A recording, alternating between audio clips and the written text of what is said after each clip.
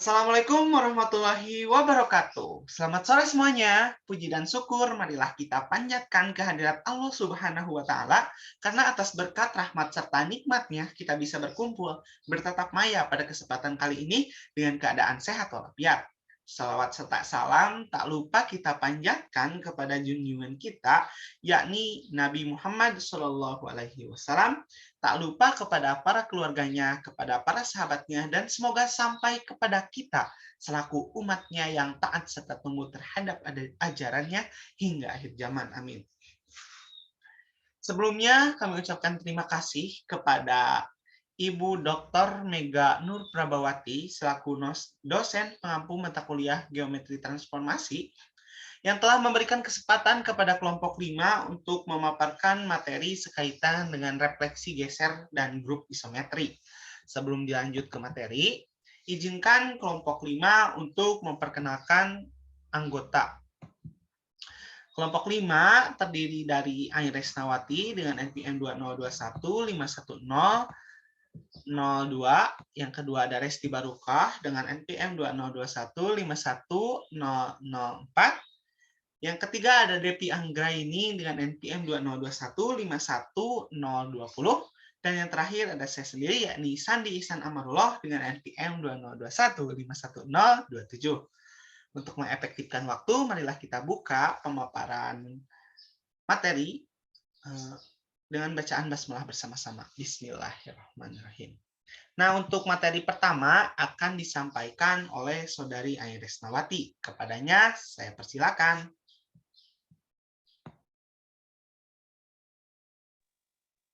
Baik, terima kasih kepada moderator yang telah memberikan kesempatan kepada saya untuk menyampaikan materi mengenai refleksi geser. Refleksi geser merupakan salah satu jenis transformasi khusus yang terdiri dari komposisi translasi pada bidang sejajar dengan sumbu tertentu dan dilanjutkan dengan pencerminan terhadap sumbu tersebut.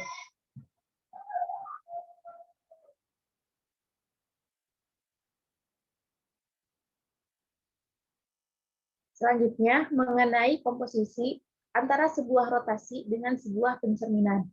Anggaplah rotasi A, parti dan pencerminan S adalah transformasi yang diketahui. Yang pertama, kasus pertama jika A anggota dari S, dan kasus kedua jika A bukan anggota dari S. Nah, untuk kasus yang pertama, jika A anggota S, jika A anggota S melalui titik A buat garis T sehingga sudut dari S ke T adalah par pi per 2. Nah, menurut teorema 5.4, jika garis S dan T berpotongan di titik A dan sudut S ke T adalah 1/2 par pi, maka rotasi A, par pi sama dengan mu T bundaran mu S. Maka rotasi A, par pi sama dengan mu T bundaran mu S. Komposisi antara rotasi A, par pi dengan mu S adalah rotasi A, par pi bundaran mu S sama dengan mu T bundaran mu S bundaran mu S. Sama dengan lagi mu T bundaran mu S bundaran mu S dan menghasilkan mu T.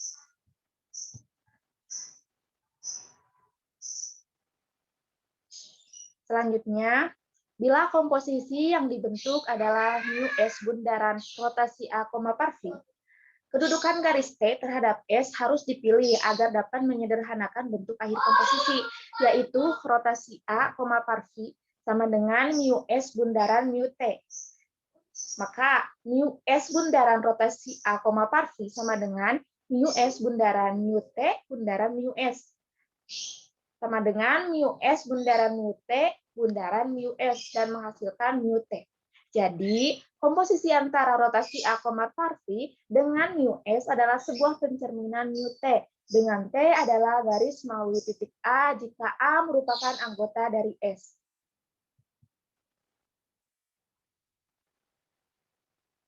Nah, untuk kasus yang kedua, jika A bukan anggota dari S, garis T melalui A tegak lurus, S tegak lurus terhadap S di B, garis R melalui A sehingga besar sudut dari T ke R adalah par pi per 2. Nah, menurut teorema 5.4, rotasi A, var V sama dengan mu S bundaran mu T. Bentuk komposisi rotasi A, var V dengan mu S sebagai berikut. A, var V bundaran mu S sama dengan mu R bundaran mu T bundaran mu S sama dengan mu R bundaran mu T bundaran mu S dan menghasilkan mu T bundaran sigma B. Nah, melalui titik B dengan membuat garis V yang tegak lurus di R dan di C serta di W, maka yang tegak lurus dengan V juga melalui B, seperti terlihat pada gambar pada PPT. Sekian yang dapat saya sampaikan, saya kembalikan ke moderator. Baik, terima kasih kepada Saudari Aya Resnawati yang telah memaparkan materi. Materi selanjutnya akan dilanjut oleh saya sendiri, yaitu mengenai teorema 3.2. Apabila garis-garis G dan H berpotongan tegak lurus di titik A, maka sigma A sama dengan mu G bundaran mu H. Menurut teorema 3.2, ada setengah putaran dengan pusat B. Sigma B sama dengan mu W bundaran mu V. Akibatnya rotasi A var V bundaran mu S sama dengan mu R bundaran sigma B. Nah, selanjutnya sama dengan mu R bundaran mu W bundaran mu V. Nah, maka dihasilkan mu R bundaran mu V bundaran mu R bundaran mu W bundaran mu V. Karena garis W dan R sejajar dan tegak lurus garis BC, maka menurut teorema 4.3 yaitu apabila G sejajar H, garis C tegak lurus dengan G, C elemen G, D elemen H, dan garis AB sama dengan 2 CD. 2 garis CD. Maka gamma 2BC sama dengan mu R bundaran mu W. Menurut teorema 4.3, gamma 2BC sama dengan mu R bundaran mu W. Maka rotasi A, var V bundaran mu S sama dengan mu R bundaran mu W bundaran mu V. Nah, maka didapatkan hasil gamma 2BC bundaran mu V. Di sini himpunan C sama dengan V irisan R dan B dan garis BC sejajar V atau garis BC berimpit dengan P. Nah, untuk gambarnya bisa dilihat pada gambar 6.3. Selanjutnya yaitu komposisi dibalik. Jika mu S bundaran rotasi, var V. Garis T yang melalui A tegak lurus di B, tegak lurus S di B, dan garis R melalui A sehingga sudut dari R ke T adalah var pi per 2. Maka rotasi A sama dengan mu T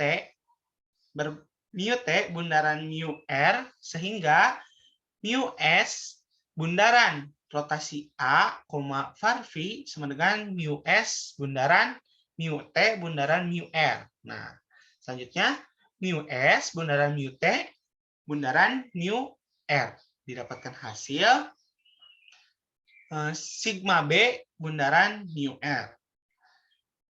Buat garis P melalui B yang tegak lurus R di C. Garis W dibuat tegak lurus V di B. Akibatnya garis R akan sejajar W menurut teorema 3.2. Nah, untuk gambarnya lihat saja tuh ada gambar 6.4. Apabila kurang jelas nanti bisa dibuka di buku atau nanti juga kita akan kirimkan. Nah, maka sigma B sama dengan mu V bundaran mu W sebab B V irisan W dan V tegak lurus W, maka diperoleh mu S bundaran rotasi A, var V sama dengan sigma B bundaran mu R. Nah, maka mu V bundaran mu W bundaran mu R. Maka didapatkan hasil mu V bundaran mu W bundaran mu R. Garis W melalui B, garis R melalui C. W dan R sejajar.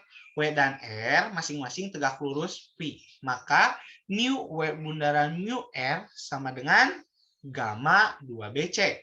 Jadi mu S bundaran rotasi A, var V sama dengan mu P bundaran mu W bundaran mu R sama dengan mu P bundaran gamma 2BC, di mana himpunan C W irisan R dan garis BC sejajar V dan garis BC berimpit. Seperti itu. Ya. Selanjutnya,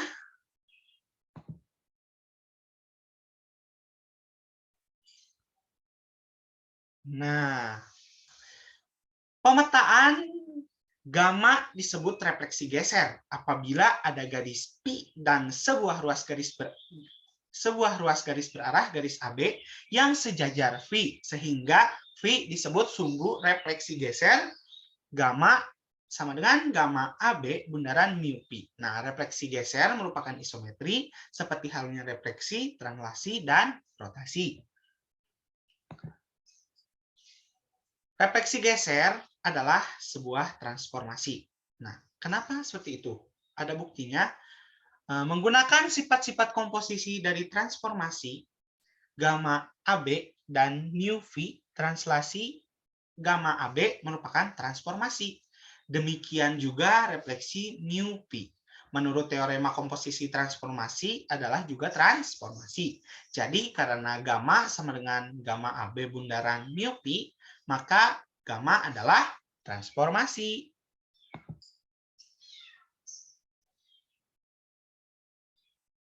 Nah, mungkin sekian materi yang dapat saya sampaikan. Untuk selanjutnya, materi akan disampaikan oleh Saudari Depi Anggraini. Kepadanya, saya persilakan. Baik, terima kasih kepada moderator yang telah memberikan kesempatannya kepada saya untuk menjelaskan materi yang selanjutnya, yaitu mengenai refleksi geser adalah sebuah isometri. Dengan buktinya, menggunakan definisi dari komposisi gamma AB bundaran mu V. Dan petunjuk, periksa syarat subjektif dan injektif dari gamma AB bundaran mu V. Gamma adalah sebuah isometri. Karena gamma sama dengan gamma AB bundaran mu V, maka apabila P dan Q adalah dua titik tertentu, kita tentukan peta-petanya oleh gamma sama dengan gamma AB bundaran mu V sebagai berikut. Gamma AB bundaran mu V di P sama dengan gamma AB mu V di P sama dengan P double aksen. Dan gamma AB bundaran mu V di Q sama dengan gamma AB mu V di Q sama dengan Q double aksen. Misalkan mu V di P sama dengan P aksen dan mu V di Q sama dengan Q aksen. Akibatnya, gamma AB di P aksen sama dengan P double aksen dan gamma AB di Q aksen sama dengan Q double aksen. Karena mu V sebuah isometri, maka PQ sama dengan P aksen Q aksen dan gamma AB merupakan sebuah isometri. Maka P aksen Q aksen sama dengan P double aksen Q double aksen. Dengan menggunakan sifat transitif, maka diperoleh PQ sama dengan P double aksen Q double aksen. Jadi berarti bahwa gamma adalah sebuah isometri.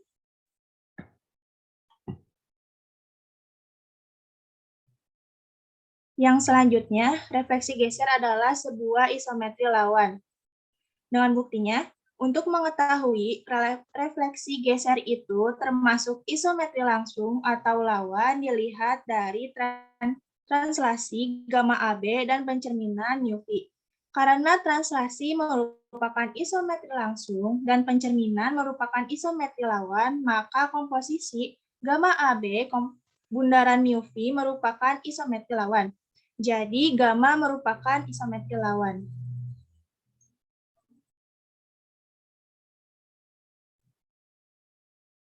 Jika diberikan gamma, direfleksikan geser, dan P adalah sebarang titik, bila V merupakan sumbu refleksi geser gamma, maka V melalui titik tengah garis P aksen dengan P aksennya sama dengan gamma di titik P. Buktinya, misal gamma sama dengan gamma AB bundaran mu V dengan V sejajar dengan garis AB dan mu V di titik P sama dengan P1. Gamma AB di titik P1 sama dengan gamma AB bundaran mu V di titik P sama dengan gamma di titik P sama dengan P aksen. Menurut definisi, maka garis AB sama dengan garis P1 P aksen. Buat garis T melalui P aksen dan P atau T sama dengan garis P aksen P. Karena garis AB sejajar dengan V dan T dibuat melalui P aksen, maka menurut teorema T memotong V. Misal T irisan V sama dengan T besar. Akan ditunjukkan bahwa T besar berada di tengah-tengah garis P aksen. Dari segitiga POT sebangun dengan P1 P aksen. Akibatnya, PO banding P1 sama dengan PT banding PP aksen atau PT banding PP aksen sama dengan 1 banding 2. Ini berarti T adalah tengah-tengah garis PP aksen. Jadi terbukti bahwa sumbu refleksi geser melalui titik tengah segmen yang ujung-ujungnya titik tertentu dan bayangannya oleh refleksi geser tersebut. Bisa dilihat gambarnya di dalam PowerPoint.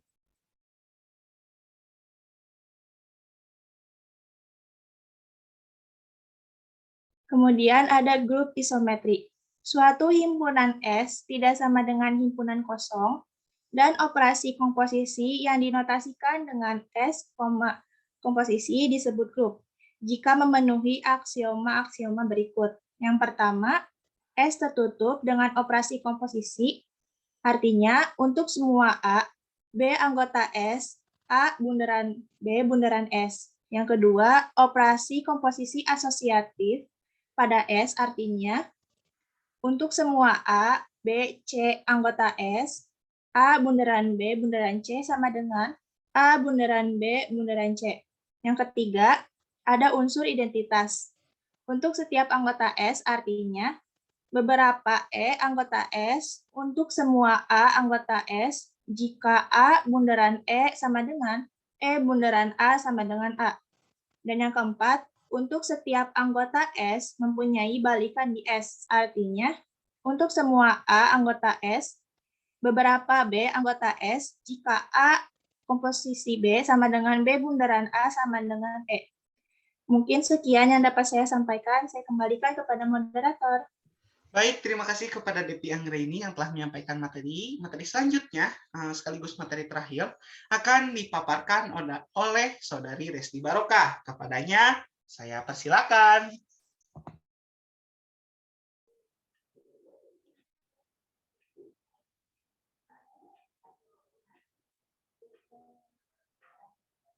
Silakan Resti. Nah, untuk selanjutnya, kita akan membahas mengenai aksioma. Nah, misalkan S adalah himpunan transformasi bundaran adalah operasi komposisi, apakah S, bundaran. Nah, sebelumnya itu ada aksioma 1, di mana kita ambil T1 dan T2 di S menurut teorema. Nah, komposisi T2 bundaran T1 ini merupakan komposisi. Oleh karena itu, T2 bundaran T1 elemen S. Jadi aksioma ketertutupan dipenuhi. Kemudian ada aksioma 2. Apa sih aksioma 2? Nah, di aksioma 2 kita ambil T1, T2, dan T3 di S.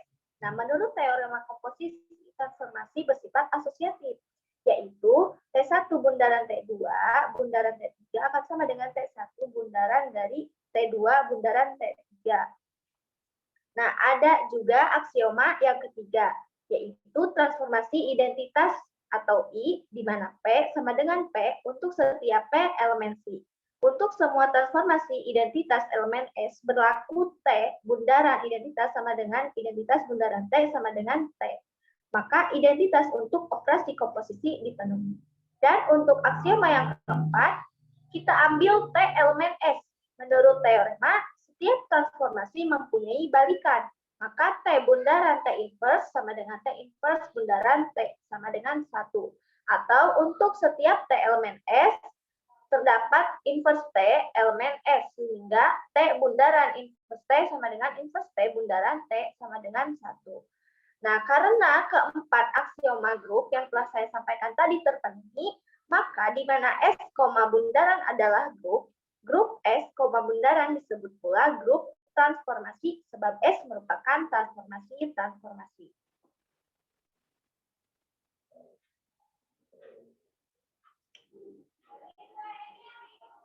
Selanjutnya,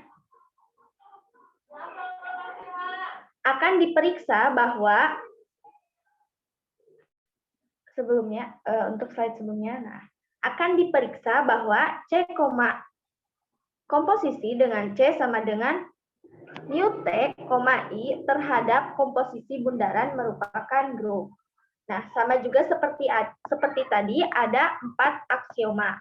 Untuk aksioma yang ke-1, menurut teorema mu T, bundaran mu T sama dengan I karena pencerminan involusi, mu T bundaran I sama dengan I bundaran mu T sama dengan mu T untuk sembarang.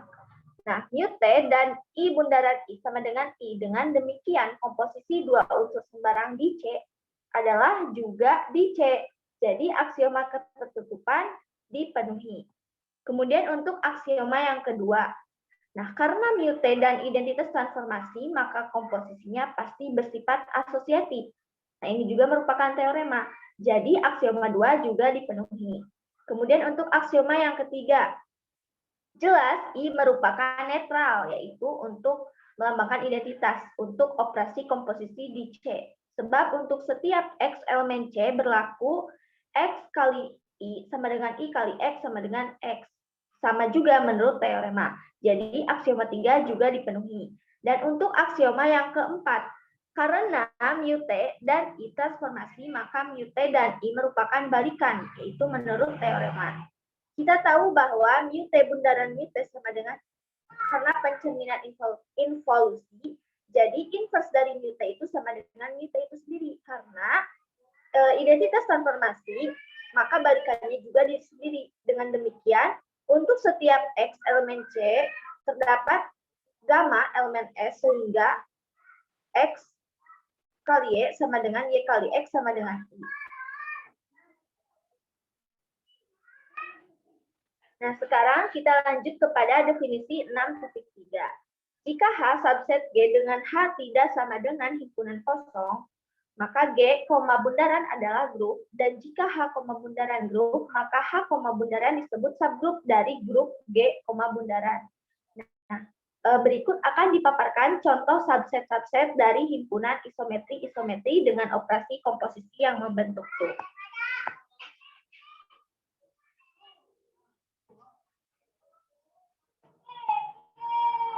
Himpunan T merupakan himpunan semua translasi. Maka T dapat ditulis T sama dengan gamma NaB, di mana N bilangan bulat dan bundaran adalah operasi komposisi. Periksa apakah T, bundaran merupakan grup. Di sini ada 4 aksioma. Untuk aksioma yang ke-1, menurut teorema operasi bundaran atau komposisi tertutup pada himpunan translasi. Untuk jelasnya, kita bisa melihat kembali sifat ketertutupan translasi terhadap operasi komposisi. Jadi, aksioma ketertutupan dipenuhi. Nah, aksioma yang kedua itu sama seperti aksioma ke-1, tetapi juga menurut teorema operasi komposisi pada translasi bersifat asosiatif. Jadi, aksioma 2 dipenuhi. Kemudian untuk aksioma yang ketiga, translasi gamma NaB dengan N sama dengan 0, maka berarti gamma 0AB merupakan identitas, sehingga gamma NaB, bundaran gamma 0AB sama dengan gamma 0AB, bundaran gamma NaB sama dengan gamma NaB. Jadi identitasnya ada, yaitu gamma 0AB. Dan untuk aksioma yang keempat, balikan dari gamma NaB adalah gamma negatif NaB, sebab gamma NaB bundaran gamma negatif NaB itu sama dengan gamma negatif NaB bundaran gamma NaB sama dengan gamma 0AB. Jadi ada gitu inversnya atau balikannya untuk setiap gamma NaB translasi, yaitu inversnya adalah gamma negatif NaB. Nah, karena aksioma 1 sampai dengan aksioma 4 dipenuhi, maka T, bundaran merupakan grup. Karena T subset G, di mana G, bundaran dan T, bundaran grup, maka T, bundaran disebut subgrup dari grup G, bundaran, atau himpunan transaksi-transaksi dengan operasi komposisi merupakan subgrup dari grup isometrik.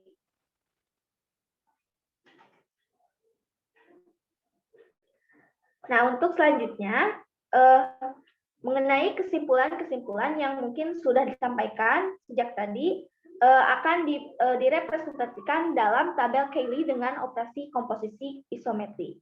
Nah, untuk yang pertama itu ada baris yang ke-1, yaitu di mana gamma AB, bundaran gamma CD, maka gamma EF. Kemudian identitas jika sinar AB sama dengan sinar DC. Kemudian untuk gamma AB bundaran rotasi F, varti 2, maka menghasilkan rotasi H, varti 2. Dan untuk gamma AB bundaran mu S, maka gamma bila S tegak lurus dengan garis AB, dan kemudian mu R dengan R sejajar S, garis AB tegak lurus S. Kemudian untuk gamma AB bundaran gamma 2 sama dengan gamma CD mu S, maka mu T dengan T sejajar S bila garis AB tegak lurus S. Kemudian untuk gamma bila garis AB tidak tegak lurus S.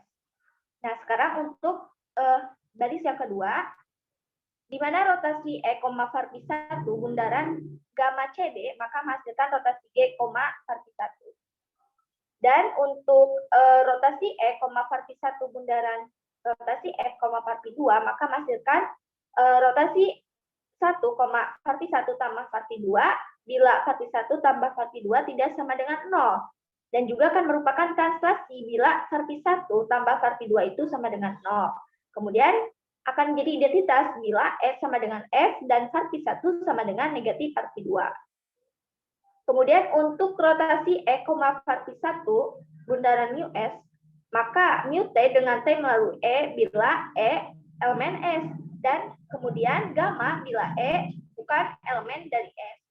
Nah, untuk varti E, untuk rotasi E, varti 1 bundaran gamma 2 sama dengan gamma CD mu S, maka untuk mu H jika pusat rotasi baru pada S, dan kemudian akan gamma jika pusat rotasi baru tidak pada S. Nah, untuk dua baris selanjutnya akan dibahas oleh Devi. Saya kembalikan kepada moderator. Terima kasih kepada Saudari Leslie Baroka. Untuk lanjutan materi akan dijelaskan atau dipaparkan oleh Saudari Devi Anggreni. Kepadanya saya persilakan.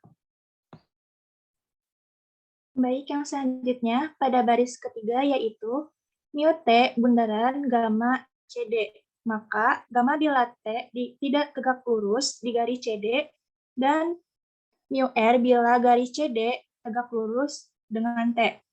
Kemudian mu T bundaran rotasi F, varti 2. Maka mu H dengan H melalui F bila F elemen T dan gamma bila F bukan elemen T. Selanjutnya mu T bundaran mu S, maka rotasi bila S tidak sejajar dengan T, kemudian translasi bila S sejajar dengan T, dan identitasnya bila T sama dengan S. Kemudian mu T bundaran gamma 2 sama dengan gamma CD mu S. Maka translasi bila T sejajar dengan S dan rotasi bila T tidak sejajar dengan S. Untuk baris yang keempat yaitu gamma sama dengan gamma AB bundaran mu T bundaran gamma CD, maka mu S dengan R sejajar dengan T bila garis CD tegak lurus dengan T, dan gamma bila garis CD tidak tegak lurus dengan T.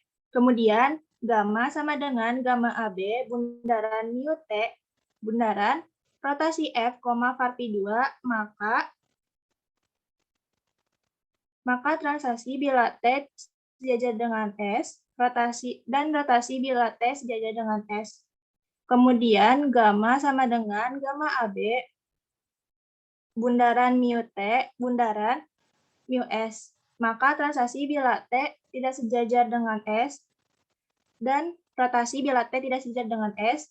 Yang terakhir, yaitu gamma sama dengan gamma AB, bundaran mu T, bundaran gamma 2 sama dengan gamma CD mu S. Maka transaksi bila T sejajar dengan S, kemudian rotasi bila T tidak sejajar dengan S, dan identitas bila T sama dengan S dan garis AB sama dengan garis DC. Mungkin sekian yang dapat saya sampaikan. Saya kembalikan kepada moderator. Terima kasih kepada Saudari Devi Angga ini yang telah menyampaikan materi terakhir. Sebelumnya kami ingatkan kepada teman-teman, apabila teman-teman telah menonton video pemaparan dari kelompok kami sampai habis, maka teman-teman silakan sebagai bukti kehadiran boleh meninggalkan jejak di kolom komentar. Mungkin sekian materi yang dapat kelompok 5 sampaikan. Mohon maaf apabila terdapat banyak kesalahan. Untuk selanjutnya, diskusi dilaksanakan di WA Group. Sekian, Assalamualaikum warahmatullahi wabarakatuh. Tetap semangat dan jaga kesehatan. Assalamualaikum.